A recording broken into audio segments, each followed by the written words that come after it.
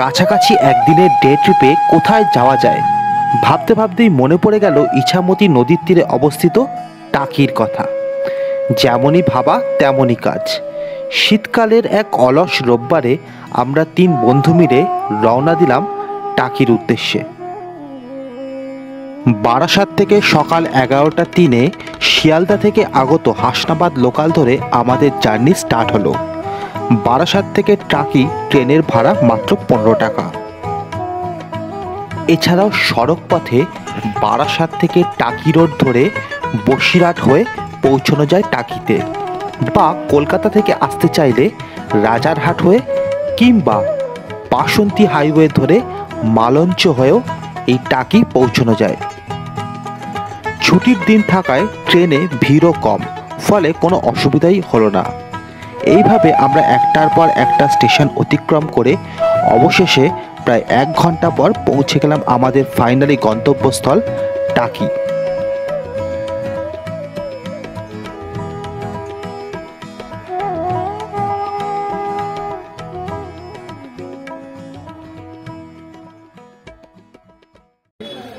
টাকি তো এখন ফাইনালি আমরা পৌঁছে গেছি টাকি স্টেশন।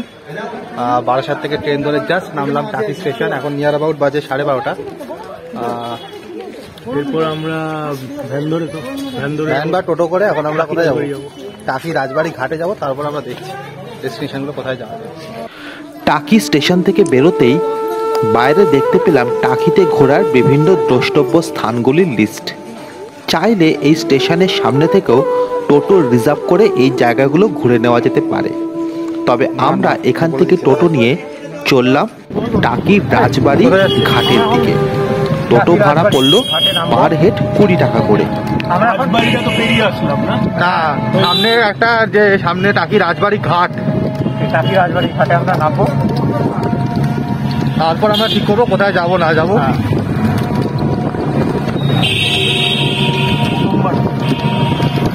এটা প্রথমবার? হ্যাঁ, এটা প্রথমবার। দুজনেরই প্রথমবার? হ্যাঁ। এখান থেকে কত করে নিল ভাড়া?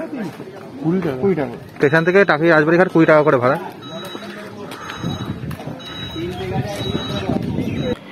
এটাই হলো টাকি রাজবাড়ি ঘাট। বেশ সাজানো, পরিষ্কার ও বাঁধানো ঘাট। নদীর ধারে সুন্দর বসার জায়গার ব্যবস্থাও রয়েছে এখানে অনেক। এই রাজবাড়ি ঘাটে টাকিতে থাকার জন্য বা অনেকে মিলে এসে পিকনিক করার জন্য এখানে অনেক হোটেল ও গেস্ট হাউস রয়েছে। এই যে এখানে আমাদের সেলফি তুলতে এখন ব্যস্ত, এসেই পৌঁছেই সেলফি শুরু হয়ে গেছে। ঠিক আছে, অন্য সবাইকে ডাকছেও না, কাউকে নিয়ে জায়গায় সেলফি তুলছে।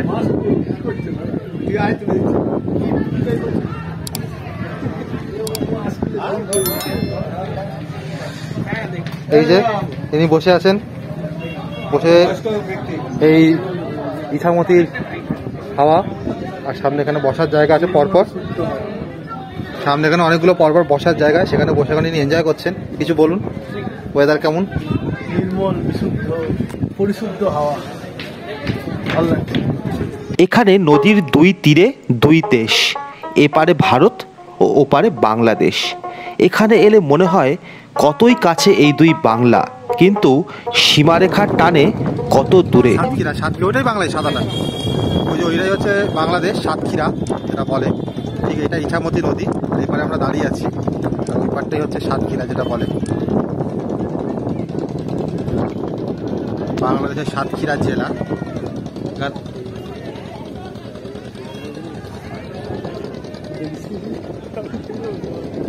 প্রথমবার এসছি তো, বারাসাতের কাজে এত ভালো একটা খুব ভালো লাগছে। আমি তো প্রথমবার আসছি।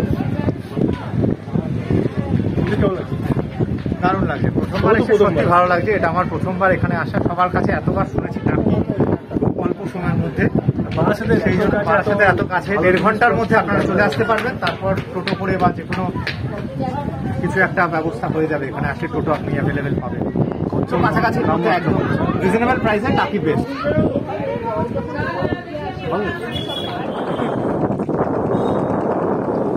এইখানে ঘাট আছে, এই ঘাট থেকে কিন্তু মানে ইছামতির বুকে যদি নৌকায় ভ্রমণ করতে হয় তাহলে এখানে শেয়ার, এবং এখন শেয়ারটা বন্ধ আছে, রিজার্ভে বেসিক্যালি এখান থেকে নৌকাগুলো নিয়ে ইছামতিতে ঘোরাচ্ছে।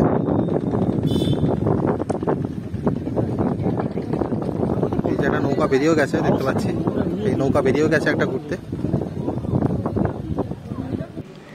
এই রাজবাড়ি ঘাটের সামনে থেকে প্রচুর টোটো পাওয়া যায় সাইট সিইংয়ের জন্য।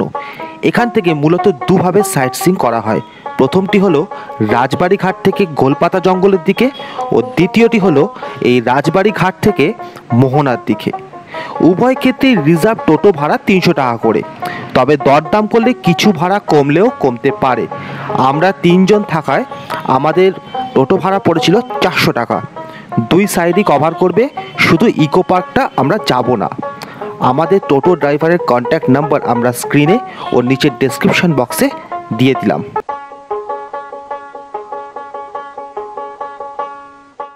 আমরা প্রথমে চলেছি রাজবাড়ি ঘাট থেকে গোলপাতার জঙ্গলের দিকে যে যে স্থানগুলি আছে সেগুলি দেখতে।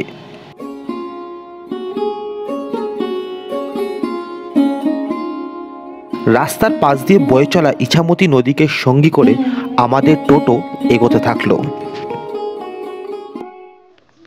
প্রথমেই এখন যে জায়গাটিতে আমরা এসছি তা হলো প্রাক্তন সেনাপ্রধান জেনারেল শঙ্কর রায়চৌধুরীর বাড়ি।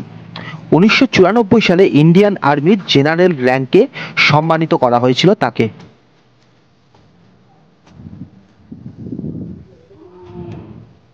এখন শঙ্কর রায়চৌধুরী দুর্গা দাঁড়িয়ে আছি। এখানে দেখতে পাচ্ছেন বহু প্রাচীন দুর্গাপুজো হয়। পুজোর সময় এলে এখানে দুর্গাপুজো দেখা যায়। এই যে রায়চৌধুরী পরিবার।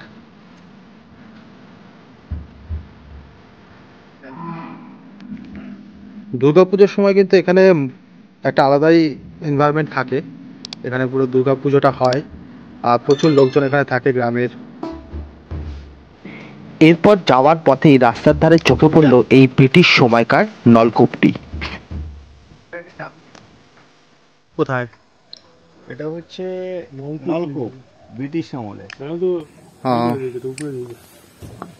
সে মেশিনটা নেই তলায়, ওই থাম্বুরু তো ওখানে মেশিন বসানো ছিল। ওই যে পাইপটা দেখছেন না, ওখানে একটা মেশিন, তলায় একটা মেশিন ছিল, ওটা বুঝিয়ে দিয়েছে নাকি? ঘুর দিতে হতো, চাকাটা ঘুর দিলে জল পড়তো। বুঝিয়ে দিয়েছে এটা এখন টাইমের জল হয়ে গেছে, এখন আর এটা কি? এখন এসে পৌঁছেছি বিখ্যাত বাংলা ছায়াছবি বিসর্জন সিনেমাটাতে জয়া আহসান ওরফে পদ্মার বাড়িটিতে। সিনেমাতে এই বাড়িটি বাংলাদেশে দেখানো হলেও আসলে এটি শুটিং হয়েছিল এই টাকিতেই।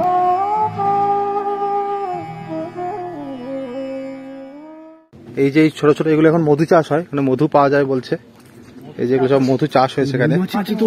মধু কিনা যাবে, জিজ্ঞেস কর। এই যে সব মধু চাষ। কেন কিছু হবে না, ঢিল মেরে পালা, ঢিল মেরে পালা। কিছু বল, সিনেমাটা দেখার পর কি মনে হচ্ছে? আরে বিশেষ আমি দেখিনি। এবার চলেছি টাকির সব থেকে সুন্দর জায়গা গোলপাতার জঙ্গল তথা মিনি সুন্দরবনের দিকে। এক্ষেত্রে বলে রাখা ভালো, এখানে যেতে গেলে আপনাকে অবশ্যই আপনার একটি পরিচয়পত্র এই মিনি সুন্দরবনের ঢোকার গেটে বিএসএফকে জমা করে তারপর এন্ট্রি করতে হবে। সো এই গোলপাতার জঙ্গল এটা টাকি পৌরসভা থেকে মেনটেন করছে। এটার এন্ট্রি ফি আছে 10 টাকা। এখান থেকে সোজা পুরো একদম হোগলা বন, যে চারিদিকে যে জঙ্গলটা থাকে ম্যানগ্রোভ অ্যাকচুয়ালি, সেই ম্যানগ্রোভের জঙ্গলের মধ্যে দিয়ে ব্রিজ দিয়ে আমরা একদম যাবো পুরো ইছামতির পাড়ে। এই যে গোলপাতার জঙ্গল, যেটা মিনি সুন্দরবন। আর একটু ভিতরে গেলে এখন এখানে একটু ডেন্স ম্যানগ্রোভ যেটা বলে সেটা দেখা যাবে। এখন এখানটা সামনের দিকটা একটু ফাঁকা ফাঁকাই রয়েছে।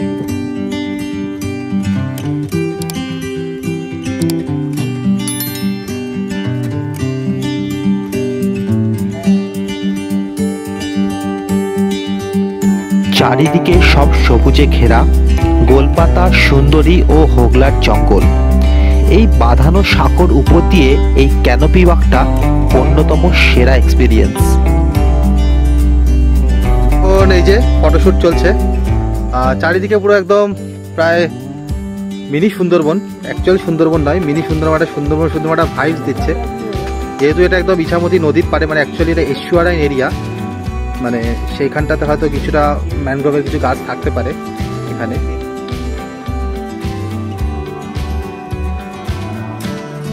এই যে হাঁটতে হাঁটতে এই সাঁকোটা এখানে এলাম। আগে এই অবধি ছিল, মানে এইগুলো এখনো হয়নি আগের বছর, এগুলো নতুন হয়েছে। এইগুলো দিয়ে সোজা হেঁটে কিন্তু পুরো একদম ইছামতির পাড় অব্দি চলে যাওয়া যাবে। এইগুলো দিয়ে হেঁটে পুরো ইছামতির পাড় অব্দি পুরো চলে। এগুলো আগে ছিল না, আগে এখানটা পুরোটাই এই অবধি ছিল, এখানটা পুরোটাই মাটির রাস্তা ছিল। এই ব্রিজটা তখন হয়নি, এই কাদার মধ্যে দিয়ে তখন হেঁটে হেঁটে যে যাওয়ার রাস্তা ছিল। এখন এটা হয়ে গেছে, অনেক সুবিধা। সেটা দিয়ে গিয়ে এখন সামনেটা যাবো।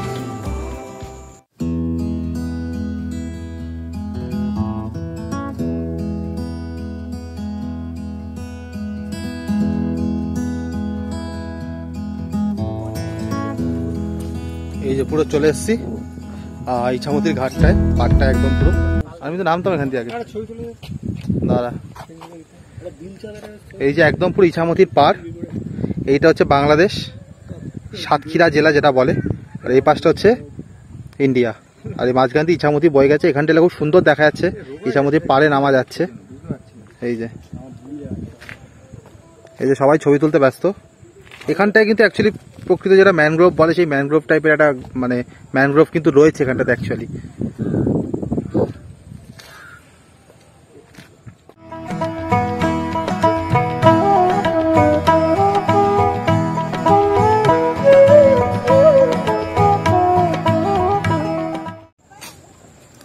অভিষেক বল, কেমন লাগলো তোর এই জায়গাটা? মিনি সুন্দরবন, সত্যিই মিনি সুন্দরবন। চারিদিকে গাছপালা, মাঝখানে একটা সুন্দর একটা একদম সাঁকো টাইপের বাঁধা। মিনি সুন্দরবন দেখার পর আমরা আবার রাজবাড়ি ঘাট হয়ে এই রাজবাড়ি ঘাটের আরেকটি দিকের অর্থাৎ মোহনার দিকে সাইট সিইং পয়েন্টগুলি দেখার জন্য এখন চলেছি। প্রথমেই আসছে প্রায় 400 বছরের পুরনো একটি দুর্গা দালান। এইটা একটা দুর্গা দালান। এটা ভিতরে ঢোকা যায় না, গেট বন্ধ। সো এই বাইরের দূরের একটা ঝোপ থেকে আমরা মানে সবাই ছবি তোলে এখানে। একমাত্র পুজোর সময় এখানটাতে এলে কিন্তু এটা খোলা থাকে। এখানে দুর্গা পুজো হয়, পুজোর সময় একমাত্র এলে এখানটা ভিতরে ঢোকা যেতে পারে। এই দুর্গা দালান এখানে পুজো হয়। এখন এমনি সময় এখানটায় ঢোকা মানে বন্ধই থাকে, গেট ঢোকা যায় না। এটা জাস্ট বাইরের একটা রাস্তা দিয়ে আমরা এখানে দাঁড়িয়ে এই যে জাস্ট ছবিটা তুলছি এই রাস্তা দিয়ে।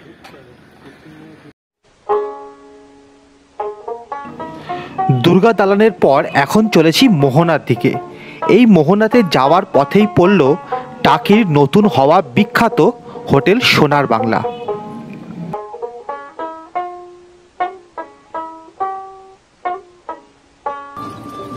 এটাই হলো টাকির সেই বিখ্যাত আইটিসি সোনার বাংলা। এখন আইটিসি আছে কিনা জানি না, যাই হোক এটাই হলো সেই সোনার বাংলা টাকির।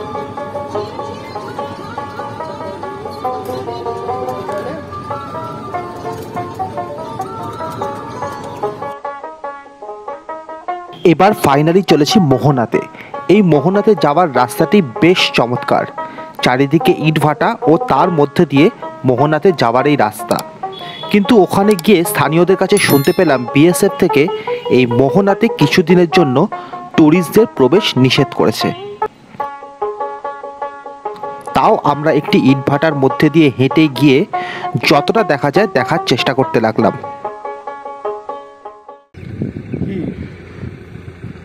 এসে একটু হতাশই হলাম যে মোহনাটায় যাওয়া যাবে না, দূর থেকে দেখতে হচ্ছে। ঠিক আছে, এই যে এইটা হচ্ছে মোহনা মেন, এই পার্টটা। এখানে 3টে নদী বেসিক্যালি মিশেছে এখান থেকে। সো কিছুটা হতাশই হলাম। এখানটা খুব সুন্দর লাগে মোহনাটায় বসে থাকতে। এখানটা যা পরিস্থিতি অ্যাজ অফ নাও আমরা এটা ক্রস করতে পারবো না। হ্যাঁ, এখান থেকে আমরা তাও এটাও নিয়ে আসছিলাম, তাও অনেক কষ্টে পারমিশন দিয়ে এই ইটভাটার মধ্যে দিয়ে হেঁটে হেঁটে এসে আমরা এইটাই এলাম। এই জাস্ট এই পার্টটাতে এলাম, সেই পার্টটাতে আমরা এখন দেখাচ্ছি। এখানটা সুন্দর একটি বিকেল কাটানোর জন্য আদর্শ হলো এই মোহনা। এই মোহনার নামকরণ তার কারণ হলো এখানে কালিন্দী, ইছামতি ও বিদ্যাধরী এই 3টি নদীর সংযোগস্থল হলো এই জায়গাটি, তার জন্য এখানকার নামকরণ হলো মোহনা। অ্যাট লাস্ট বিকেল 4টে নাগাদ আমরা সকল সাইট সিইং পয়েন্টগুলি কভার করে আবার চলে এলাম রাজবাড়ি ঘাটে টাকি মিউনিসিপ্যালিটির গেস্ট হাউসে। এটা হলো টাকি পৌরসভার যে গেস্ট হাউস আছে, সেই গেস্ট হাউসটা। এইখানে আমরা দেখছি এখন প্রায় অলমোস্ট 4টে মতো বাজে। খাবার পাওয়া যায় কিনা এখন সেটা দেখতেই এখন এখানে আসছি গেস্ট হাউসে। সবাই বললো যে টাকি গেস্ট হাউসের ক্যান্টিনে খাবার পাওয়া যেতে পারে এখন। এই যে টাকি পৌরসভার, এটা যে টাকি পৌরসভার যে গেস্ট হাউসটা আছে। বিকেল 4টে নাগাদ তো খাবারের সকল মেনুই এখানে অ্যাভেলেবেল, প্রাইসও খুবই রিজনেবল। আমরা অর্ডার করলাম ভেটকি থালি, যার প্রাইস পড়ল 160 টাকা। বিকেল 4:30 নাগাদ বাড়ির স্বাদের খাবার ভাত, ডাল, বেগুন ভাজা, আলু পটলের তরকারি ও সবশেষে ভেটকি মাছ। আমাদের ক্ষুধার্ত পেটের কাছে এগুলি প্রায় অমৃত সমান লেগেছিল তখন।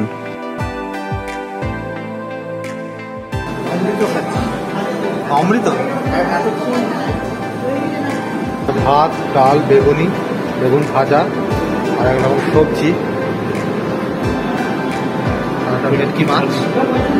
টোটাল আমাদের থালি বললো 160 টাকা, মিল সিস্টেম।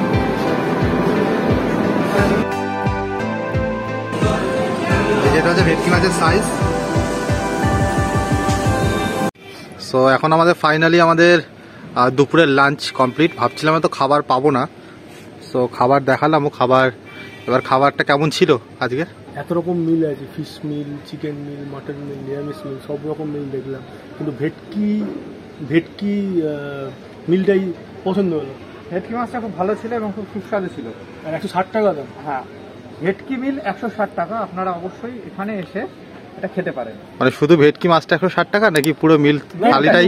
পুরো মিলটাই, ডাল, ভাজার মধ্যে বেগুন ভাজা ছিল, আর শেষ পাতে একটু জলপাই। এটা আপনার টাকি পৌরসভার, তো টাকি পৌরসভা গেস্ট হাউস। এটা গেস্ট হাউসের ক্যান্টিন, যেটা এখানে কিন্তু দুপুরে না থাকলেও এখানে কিন্তু দুপুরবেলা লাঞ্চ করা যেতে পারে।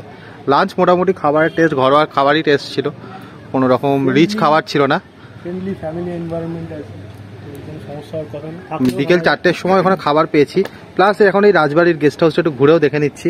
থাকার ব্যবস্থা খুব সুন্দর, এখানে থাকারও জায়গা আছে। ঘরগুলো এই যে দেখাচ্ছে, এই যে প্রত্যেকটা এখানে ঘর, এই ব্যালকনিগুলো প্রত্যেকটা ঘরে। এখান থেকে সোজাসুজি একদম পুরো ইছামতি নদী ডাইরেক্ট দেখা যাচ্ছে। তাছাড়া এখানে পার্কও আছে, বসার জায়গা বাচ্চাদের। সেটাই এখন ঘুরে টুরে এখন খেয়ে দে এই গার্ডেনটা ঘুরে আবার আমরা এই ইছামতির পাড়ে যাব।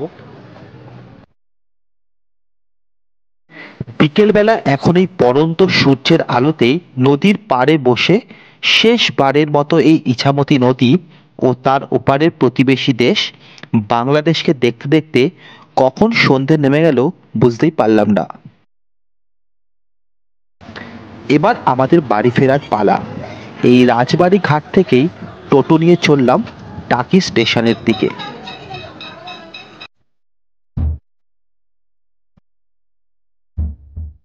ফাইনালি আমাদের ট্রিপটা শেষ হলো, এখন বাড়ির দিকে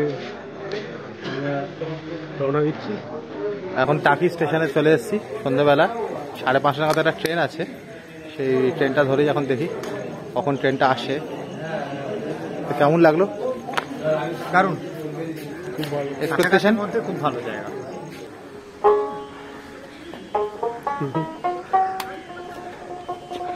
এই চলে এসছে এই টাকি স্টেশন।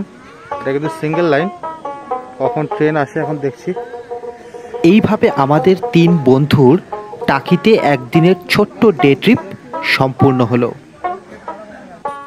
সবশেষে আমাদের এই ভিডিওটি যদি ভালো লেগে থাকে তাহলে অবশ্যই লাইক করুন, বন্ধুদের সাথে শেয়ার করুন এবং অবশ্যই আমাদের চ্যানেলটিকে সাবস্ক্রাইব করুন।